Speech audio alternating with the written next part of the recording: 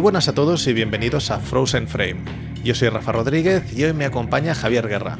Javier es docente, programador, coordinador y cineasta, director y montador del largometraje Antología de Tayet y el cortometraje Génesis de una voz. Ambas películas están disponibles en Filmin. Uno de sus últimos trabajos como ayudante de dirección es Al margen, de José Luis Guerín, que probablemente, en el momento en el que estáis escuchando esto, ya estará en boca de todos. ¿Qué tal, Javi? ¿Cómo estás? Bienvenido. Hola, buenas tardes, buenas noches. Encantado de que me hayas invitado al podcast. Qué gustazo tenerte por aquí. La gente que me conozca y te conozca sabe que nos hemos conocido en la Casa del Cine, escuela de cine. Muy bonito nombre, hay que decirlo. Sí. El nombre me parece genial. Escuela que se encuentra aquí en la ciudad de Barcelona, en la plaza de Joanic, donde ha sido mi profesor de montaje, y la verdad que es muy guay también tenerte aquí. Es como que estamos cerrando un círculo, ¿no? Hoy estoy yo al mando de la situación. Sí, totalmente. No, encantado, ya te digo. Eso, tenía muchas ganas de que te vinieras por aquí, primero porque eres un tío ultra polifacético, como hablábamos antes, estaba elaborando la intro y no sabía a dónde cogerme porque has tocado todos los palos. Entonces me interesa mucho ver tu punto de vista, porque tendrás el punto de vista, evidentemente, de profesional del sector, de alguien que analiza las películas para luego también dar clases, de un rol muy técnico a nivel de montaje, que también es un punto de vista bastante curioso, y evidentemente de ser humano que respira, que también es un punto de vista que bueno, no sé cómo se debe complementar todo esto. Aún así me gustaría empezar hablando un poco de tu último trabajo como ayudante de dirección en la película de José Luis Guerín. En este momento que estamos grabando esto, aún le queda un poco para terminar la peli. ¿Cómo ha sido todo este proceso? No sé, ¿cómo lo estás viviendo como ayudante de dirección?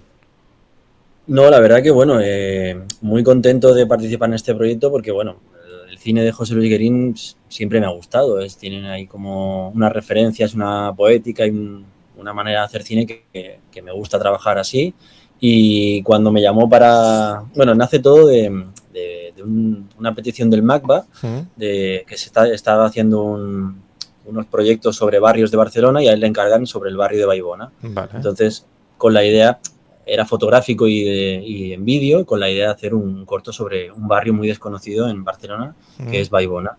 Entonces empezamos haciendo unas filmaciones en Super 8, pero a modo de anotaciones. Así me lo dijo él, dice, ¿quieres venirte a hacer unas anotaciones en el barrio de Vallbona? Vale. Y bueno, pues acepté, y a partir de ahí ves cómo él va construyendo, ¿no?, la película, pero que al principio simplemente son coger fotografías como capturas, y cómo de ahí va creciendo la película, vas conociendo personajes, cómo las secuencias se van formando.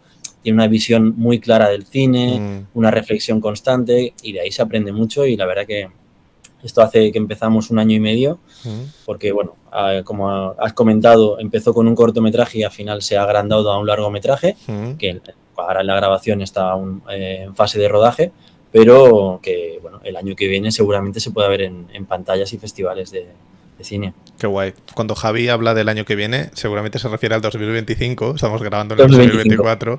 Y como este podcast ha sido tremendamente bien acogido, pues tengo muchos episodios. Entonces, probablemente lo estéis escuchando en el año que toca. En 2025 podréis ver la película de José Luis Guerín. Es una peli que imagino que gira en torno al cine documental. Sí, gira en torno al cine documental, pero con una manera de hacer, como siempre en él y otros cineastas del estilo, ¿no? Como la ficción y el documental están constantemente dándose la mano, acariciándose, y la manera de plantear secuencias es de una base documental, pero se recrean ficciones constantemente. Vale. Y es como muy, muy motivadora. O sea, a mí me encanta estar en este tipo de rodajes porque es que me lo paso bien realmente. Es un trabajo y te lo estás pasando bien. Qué guay. Tiene que ser súper ecléctico, ¿no? Porque no es lo mismo ponerte a los mandos como director y como ayudante de dirección, al final estás muy cerca de él. Tiene que ser muy, muy raro, ¿no? Porque si te pones a los mandos de un docu, lo tienes muy claro. Si te pones a los mandos de una ficción, tienes las escaletas, tienes como todo muy pautado. ¿Cómo se hace un documental ficcionado, una ficción documentalizada? Bueno, sinceramente, yo como ayudante de dirección he tenido que plantear el guión técnico y todo el tema de la lista de secuencias y demás, pero pues estábamos grabando y cuando acaba la jornada de rodaje planteamos los días siguientes, es decir, no hay una Vale. preparación previa, él tiene todo muy claro en su cabeza, Mm, pero va cambiando y transformándose constantemente porque aparecen cosas nuevas, las recibe muy bien, entonces es como estar muy motivado y alerta constantemente. Entonces es muy como que engrescador, ¿no? Como muy motivador a la hora de hacer este tipo de películas. A mí, sinceramente, yo no estaría llevando dirección en una película, una mm, superproducción o en series, porque es un trabajo que no me gusta, ujú. pero en un tipo de película así me parece fascinante estar tan cerca de una persona que maneja los tiempos y tiene como tantas ideas dentro de lo que es el cine. Qué guay. Vas a ganar 50 años de experiencia en año y medio, Sí, 2 años. sí, un año y medio, sí, sí. No, muy contento, sí, sí. Muy bien, muy bien. Me alegro muchísimo por ti. Como comentaba al principio, has tocado muchísimos palos. Estás metido dentro de lo que es el cine. Estás haciendo una película, en este caso como ayudante de dirección, pero has hecho también muchas cosas por tu cuenta. No sé si tú puedes llegar a comprimirme estos tres ingredientes que hablábamos, este plato, que podríamos llamarle un buen plato, una buena película. No sé si tú puedes llegar a sintetizar en tres aspectos lo que tú consideras que hace que una película sea buena. A ver, bueno, que sea buena no lo sé, pero ingredientes que a mí me gustan que estén en una Mm, película, te podría decir, esto siempre es algo que he hablado con gente y demás, muchas veces en las películas ponemos en valor como primera cosa, ¿no? El tema o el guión. mm, Yo no soy de esa opinión, yo para mí muchas veces está por encima la forma o la manera de hacer que mm, la propia historia, vale. porque si tú das una historia a 10 personas te van a hacer 10 cosas distintas porque es su manera de ver, su subjetividad, la forma que le den, el estilo. Entonces, para mí, el primer ingrediente sería la forma. Para mí es súper importante que la película tenga algo arriesgado en la forma. Para mí es súper importante. El cine al final es un lenguaje cinematográfico, una escritura, y es trabajar con esos ingredientes de lenguaje, pues la escala, la Mm, luz, el montaje, todo esto es que tiene tantas variables, que hay tantas posibilidades que muchas veces mm. parece que solo se puede hacer de una manera y no, o sea, Son depende de cada persona, infinitas. puede hacer igual que con la pintura y demás, parece que solo depende de la persona, se hace un tipo de historia Mm, y a la vez de forma, ¿no? Entonces pondría la forma como primera base. vale. Después es importante también la subjetividad, que va un poco relacionado Mm, con esto, porque cada persona vamos a lo que decía antes, ¿no? A contar una misma historia desde el punto de vista según tu bagaje cultural, mm, vivencias, entonces eso es súper importante. Entonces, forma, subjetividad y luego también otro elemento de los tantos que podría poner, pondría también, bueno, la poesía, ¿no? Es algo que mm, la poesía visual es algo que a mí me gusta mucho, que es muy difícil de conseguir, pero esa poética en las imágenes o buscar, no mm, sé, a través de muchos elementos esas metáforas, ¿no? Que tanto pueden dar en el cine, poesía, metáforas, mm. serían como los elementos que yo destacaría, ¿no? Muy bien. Me parece que aparte has hecho como una progresión en los tres elementos Sí. completamente lógica. Es decir, has hablado primero de la forma, Ujú, lo que decías, las historias hay cuatro para que nos entendamos y a partir de ahí ujú, es como las explicas cuando hacen que sean una película u otra. La, ujú. la, la La subjetividad subjetividad. condiciona la forma, porque al final es el Ujú, punto de vista de una claro. persona en concreto, pero es que o sea, con forma y subjetividad no podemos tener únicamente... O sea, la poesía me ha venido un Ujú, poco a la cabeza eso, ¿eh? Como que la poesía visual, la belleza, buscar lo bello o conseguir que algo que a lo mejor no es muy atractivo sea bello, ujú. comporta una forma que tiene que ver con el punto de vista. O sea, que es como un Sí, van como conjunto, ligadas, ¿no? Sí, sí, sí, es lo que dices. es Vale, bastante, claro. bastante completo. Aparte con el tema de la poesía, a mí siempre me ha pasado que no entiendo cómo lo hacen. O sea, yo me paro a ver una peli que me parezca extremadamente bella, como podría ser Nostalgia de Tarkovsky, Ujú, y pienso, o Stalker, que tengo como planos muy clavados en la cabeza, ujú. de decir, esto es la desolación máxima. O sea, si nos ponemos científicos, si nos ponemos Ya. serios, Esto es muy Sí, sí, duro, sí. es muy frío y es muy desolador, pero se respira una belleza extraña Ujú, que ya el cine de Tarkovsky lo tiene mucho porque es muy nostálgico. ujú. Em, Claro, justo has dicho Tarkovsky que es uno de los que ha trabajado mejor, creo, la poesía en el cine dentro de tantos otros ámbitos, ¿no? Temas, mm, pero sí que... Y además él en textos y demás, ahora no recuerdo que hace mucho tiempo que he mm. leído, pero la poesía la ensalza de una manera como fundamental, sí, sí. Y es una brutalidad porque digo, ¿cómo se llega a eso? Es muy Sí, bueno, complicado.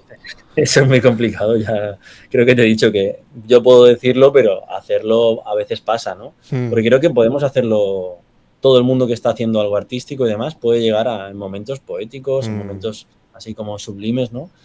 Pero no es nada fácil, claro. Claro, y Mm. también lo que dices tú, que muchas veces es encontrarse, lo que a lo mejor si nos pasamos a racionales se pierde la poesía. Sí, claro, y hay veces que también se pasa por poesía cosas que, bueno, depende ya de cada uno, ¿no? Mm, Pero como, bueno, que no... Pero sí, no es algo que creo que puedas buscar porque puede quedar como demasiado prefabricado, ¿no? mm, O algo así. Entonces, es algo complejo, por eso cuando se da es como, ¿no? Una especie de magia ahí, ¿no? mm. ¿Y cuál es tu sensación entonces cuando te encuentras una peli en la que parece que no hay nadie al volante, que no hay subjetividad, que es un montón de cosas que pasan por delante y es la típica forma de ABC? ¿Qué sensación tienes tú cuando ves eso? Bueno, a ver, primero, a ver, si tengo que ponerme como políticamente correcto, sería como, pues, mostrar un respeto, ¿no? Porque cualquier persona que hace algo artístico, pues ya tiene un trabajo ahí detrás que es tremendo, ¿no? Pero ya cada vez, no sé, si vas cumpliendo años y Mm, hay veces que ya no das oportunidad. Yo intento siempre que voy al cine, por supuesto, Filmoteca, veo la película entera, me guste o no. mm, Pero si estamos hablando de ver películas que ves en casa o a veces que ya dices, mira, claro. hay como un límite, ¿no? Das la mitad de la película de oportunidad y no es algo que me guste hacer, pero hay veces que sí que es un poco como una estafa, ¿no? Sí, que al final es lo de siempre. Tiene que haber cine para todo y no todos Ujú. los espectadores del mundo somos nosotros. De hecho, probablemente seamos No, el 0,001%. Pero sí que es verdad que a veces es frustrante ver depende de qué películas porque dices, hostia, no no. me estás ofreciendo absolutamente nada. No te pido que me digas que lo que decías tú, que me expliques algo nuevo. No quiero eso. Ujú, Explícame algo que sea estético, bonito ujú. o rico hasta cierto punto, ¿no? Que no sea vago. Y a mí sí que me Sí. pasa como contigo, tengo esa sensación de que a veces me encuentro pelis de ahora, pelis de antes y pelis de todos los tiempos, Ujú. ¿eh? Me encuentro con películas que digo, me podría hacer otra cosa, literalmente, porque me estoy aburriendo. Sí, porque bueno, a lo mejor no es tu momento, digo tú o el de cualquiera, Mm, tu momento con esa película, porque las películas a veces, la misma película la ves en distintas etapas mm, de tu vida y no es lo mismo, porque la conexión de tu momento vital, ¿no? De tu situación que tienes en el entorno no conecta de la misma manera mm, y, y eso sí, pero estoy muy de acuerdo en que el cine tiene que ser todo lo amplio, lo máximo posible, porque hay mucho tipo de público mm, y el cine es todo. La palabra cine engloba tantas cosas y creo que debe ser muy abierto. mm. Pero al final no ha venido aquí todo el mundo, has venido tú, o sea que tu opinión es la que vale, Sí, oye. ¿Eh? sí, sí, sí, exacto, sí, sí. Hostia, has dicho una cosa que quería comentar y ahora se me ha escapado de la cabeza. Bueno, eventualmente imagino Ujú, que volverá. Te quería preguntar sobre esos dos directores, esas dos directoras, ujú, ese cómputo que tú quieras hacer, con los que ujú, tú te irías a cenar. No sé si son directores que ya han salido algún nombre por aquí o si son directores que a lo mejor no son los que más te gustan, los que más adoras, porque no ujú. quieres enfrentarte a destruir a A tus... mitos, ¿no? Sí. Sí, sí. A ver, ¿estamos hablando de directores, directoras vivos? O porque yo he pensado algunos y demás. Yo, por ejemplo, una combinación que me parece ideal para ir a una cena sería Jonas Mekas y Agnès Varda. Sí, Acaban de sí. morir recientemente, ¿no? Por lo tanto, digo, eran dos personas, pero Mm, son en ese momento que yo, por ejemplo, yo las he podido conocer, ¿no? Por entrevistarlas o por grabar mm, alguna conferencia. Entonces, son personas ya mayores, pero tienen una vitalidad y un enfoque positivo que otros cineastas más jóvenes a lo mejor no lo tienen porque o viven de la nostalgia o están siempre ahí con esa atormentada creación. mm, Agnès Varda y Jonas Mekas tienen una positividad de la vida, de la manera de mm. ver el cine, de la alegría que te lo transmiten y eso para mí sería una cena que eso acabaría eso, en risas y hablando de cine y de cosas de la vida, pero de una manera muy positiva. Entonces me parece una buena combinación, ¿no? Jonas Mekas y Agnès Varda. Después he estado como también pensando otras posibles. Yo te digo, te voy a decir 2 o 3, pero si quieres profundizamos en la que tú me Diferentes, vas a digas. ser diferentes Sí. escenarios. Luis Buñuel y Jacques Tati también Vale. me parecería una cena interesante. Hostia, vaya combo Estos sí que ¿eh? son como 2 cineastas que me gustan mucho y muchas veces cuando me preguntan, bueno, ¿cuál es tu cineasta favorito? Me quedo en blanco, no sé cuál decir. Siempre recurro a Buñuel y Tati porque me parecen como 2 que yo siempre también acudo a ellos, ¿no?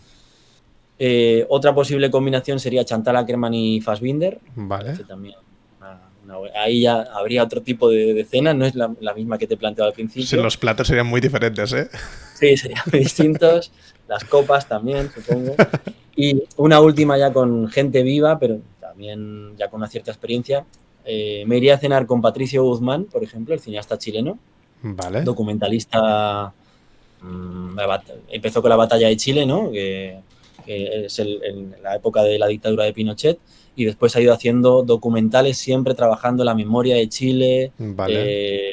y recuperando la voz de las víctimas. Entonces, Patricio Guzmán me parece muy interesante. Y luego tengo también como Raimon Depardón, que está vivo, este sí que es vivo, y Nicolás Philibert, que también es son documentalistas los tres.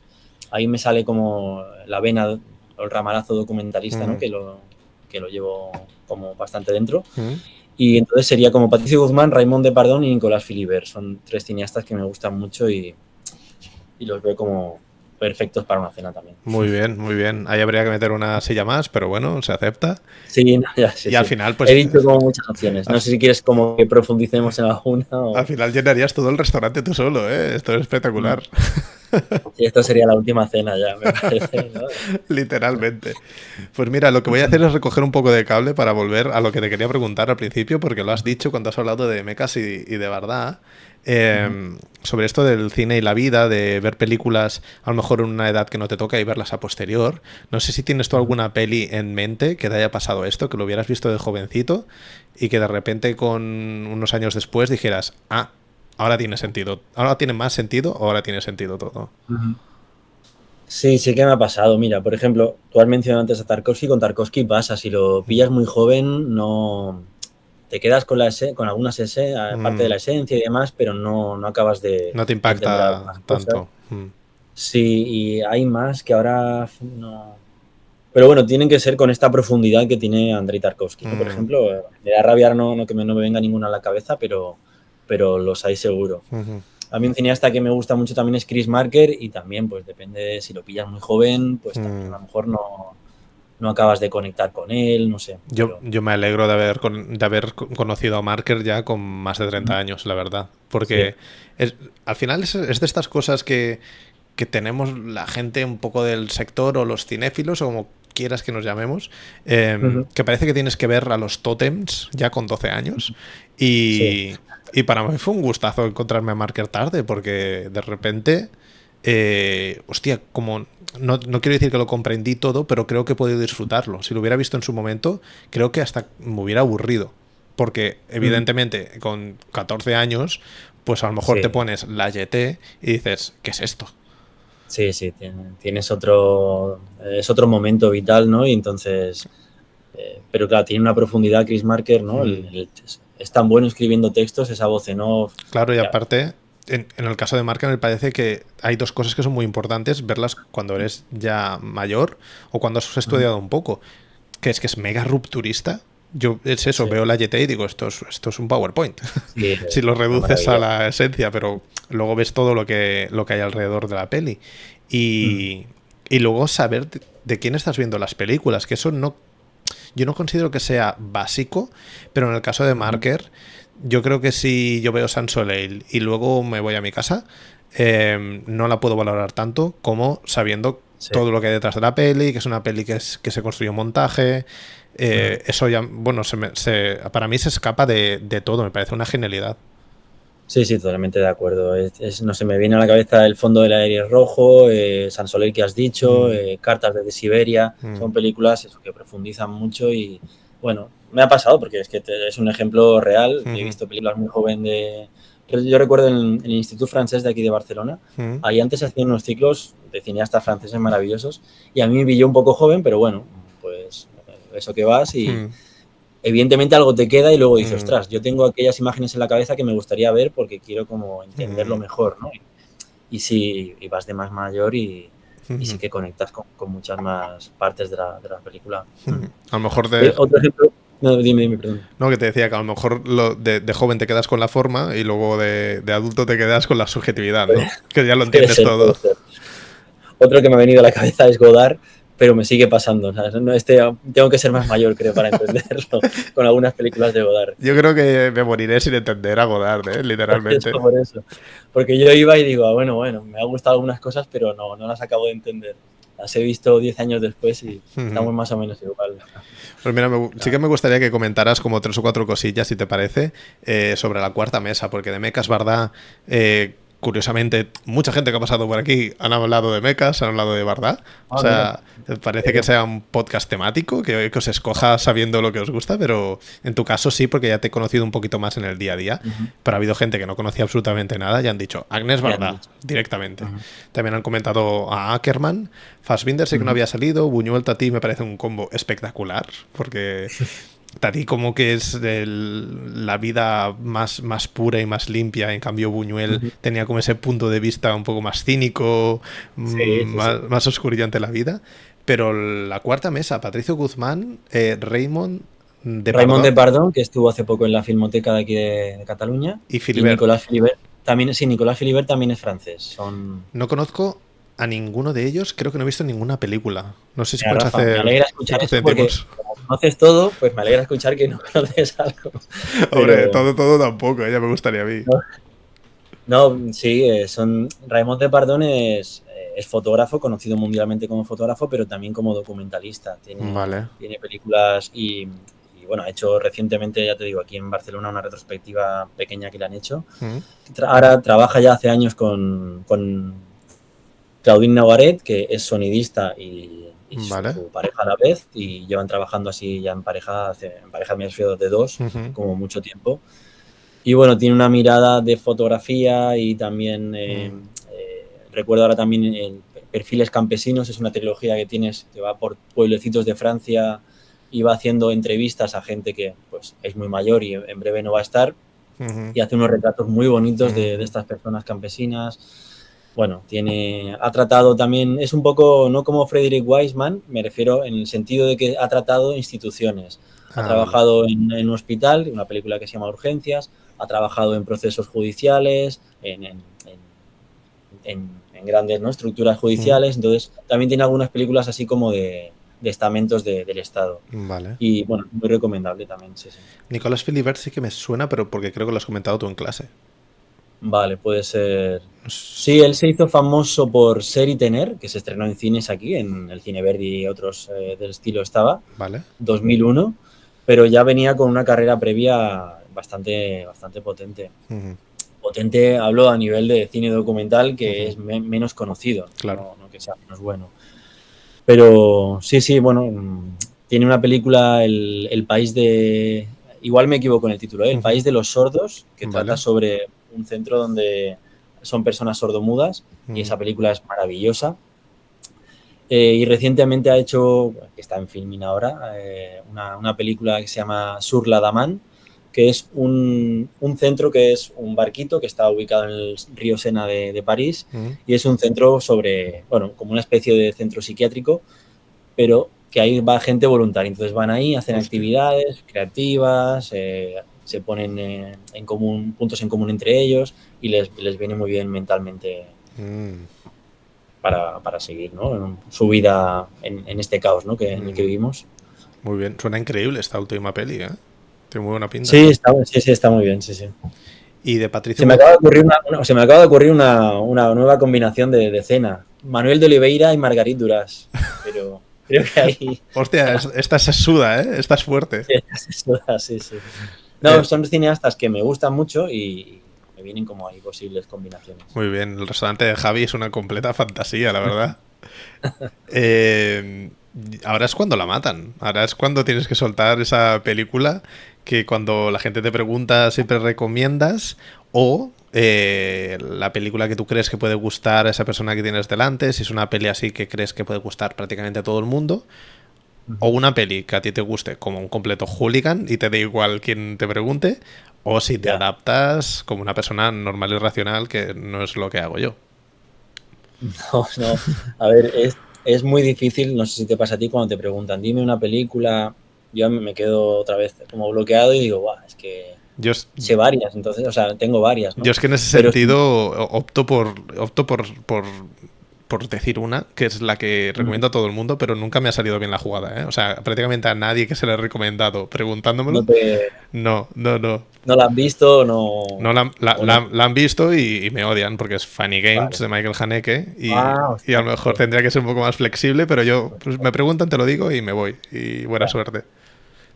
Ya, bueno, yo te diría El espíritu de la colmena. Para mí es una película que engloba como muchos temas, maneras de hacer o que me gustaría hacer, o es como eso, un mundo, una parte del cine que me gusta mucho, ¿no? Porque toca un poco, pues eso, algunas cosas que te he dicho al inicio, ¿no?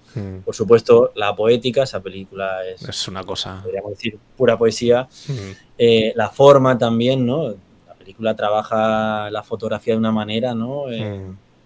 Es como fundamental, ¿no? Ese color miel, ¿no? De las abejas, es como una idea muy buena. Y luego, pues, cómo trabaja los encuadres. Toca también temas que me gustan, que son la infancia. A mí la infancia en el cine es algo que me gusta mucho. Los 400 golpes es yo creo que es la primera película que me hizo entrar como, ostras, esto es el cine, ¿no? Entonces, el espíritu de la colmena también toca este tema de la infancia, ¿no? Con Ana Torrent, ¿no?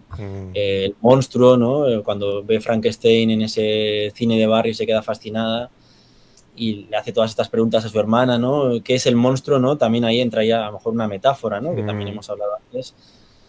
La metáfora X, ¿no? Porque a veces decir como las metáforas, pero puede ser el franquismo, puede ser toda esa... La figura del padre, pueden ser muchas cosas. Sí, la figura del padre, muchas cosas. Y es una película, eso, que es tan misteriosa que cada vez que la vuelvo a ver de tanto en tanto, digo, wow, esto es increíble, ¿cómo se puede hacer? Y a pesar de que Víctor Erice no es... nadie lo conoce prácticamente. Si tú vas preguntando, como siempre digo yo, ¿no? Si tú vas preguntando por la calle a gente, no lo conocen. Ni a Tato. No es alguien conocido. Y tiene esa filmografía tan irregular y tan extraña, pero esa fue su primera película. No tiene ningún tipo de sentido que sea su primera película. O sea, totalmente. Está tocado por la mano de Dios, este hombre es bestial. Sí. El espíritu de la colmena, a mí me parece de las pelis más completas que he visto. Porque es lo que dices tú, tanto a nivel de concepto, a nivel de dirección, a nivel estético. Actores, ¿no? Fernando Fernández Gómez, bueno, sí. Es una locura, es una peli que es de las pocas pelis que a mí me consigue hacer desconectar. A nivel de esto es un encuadre, no sé cuántos. Aquí ha entrado, desconecto. No sé qué tiene que me atrapa. Me pasa con esta, me pasa con Arrebato.